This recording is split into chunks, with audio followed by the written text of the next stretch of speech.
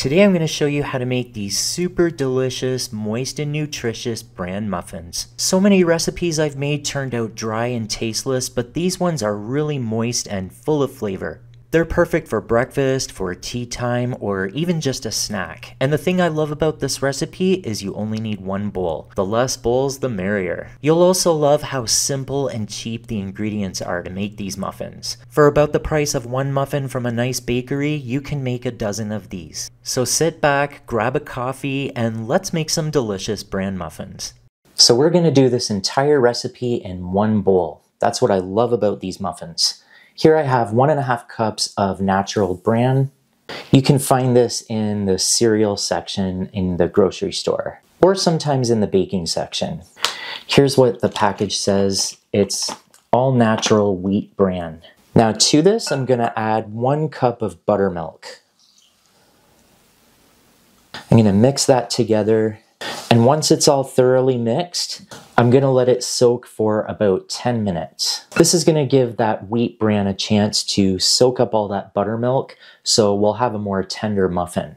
After 10 minutes of soaking, now I'm gonna add 2 eggs, one at a time. I'm just gonna mix that in well before adding the second one. There we go. Now I'm going to add 1/3 of a cup of brown sugar, 1/3 of a cup of any neutral flavored cooking oil. I'm using vegetable oil.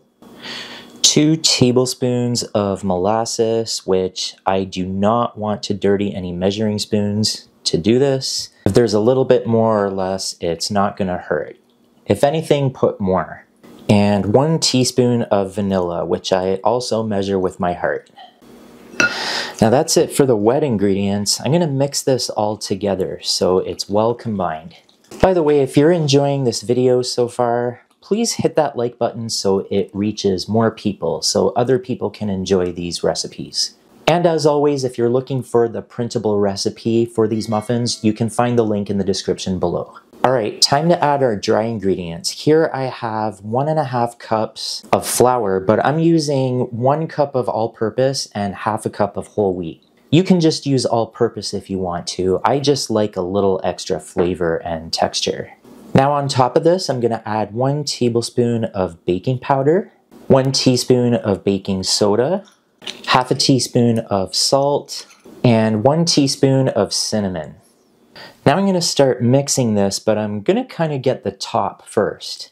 Before I start incorporating all the wet ingredients in, by just going sort of on the surface like this, you're kind of mixing those dry ingredients ahead of time. Now I'm going to start folding the bottom over the dry ingredients. At this point, you could add any additional ingredients you'd like. You could add a cup of raisins, some walnuts or pecans. You could also add some blueberries, a chopped or a grated apple, grated carrot. Probably about 1 cup of any of those would do if you wanted something extra in your muffins. I'm just going to leave mine pretty plain today. And you don't want to overmix it at all. As soon as you see all those dry ingredients are fully incorporated, stop mixing. Now right here I have my muffin tin. This is for 12 muffins, and I'm going to line it with these paper cups. If you don't have any paper cups, you can also just use pan spray with a little dusting of flour. You could even grease this with just some butter or oil. So now our pan is ready.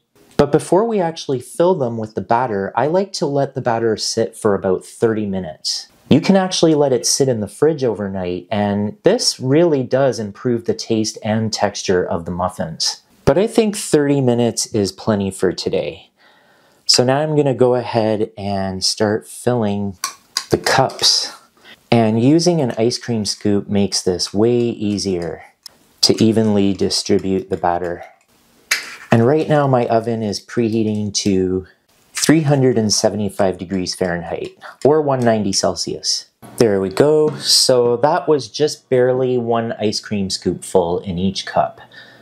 You want them to be just barely filled to the top. So now I'm going to bake these for 18 to 22 minutes, or until they look like this. And you can see just how much these grew. That's why it's so important to not make them too full. Now these took exactly 18 minutes, and what you're looking for is just when you press lightly on it like this, it should spring back. I'm gonna let these cool in the pan for about 10 minutes. Then I'll take them out and let them cool completely on the rack. Or better yet, enjoy them while they're still warm from the oven, because that's actually the best time to eat them.